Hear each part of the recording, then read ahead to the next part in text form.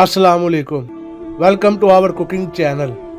तो आज हम बनाने जा रहे हैं नमकीन गोश्त, अलमशहूर पेशावरी नमकीन गोश्त। तो आइए चलिए शुरू करते हैं।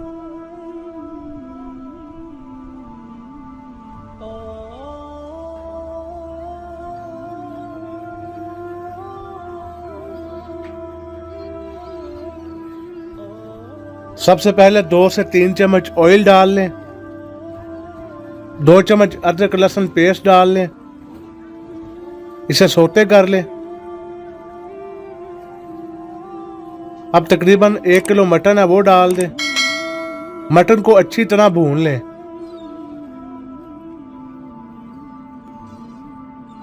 मटन हमारा बिल्कुल भुन चुका है अच्छी तरह से। अब इसमें हस्बे जायका नमक डालें, आधा चम्मच काली मिर्च डाल लें, हरी मिर्चें डाल लें, 1 गिलास पानी डाल लें। अब इसे 10 से 15 मिनट तक प्रेशर लगा लें, यहां तक कि गोश्त अच्छी तरह गल जाए। प्रेशर हमारा पूरा हो चुका है,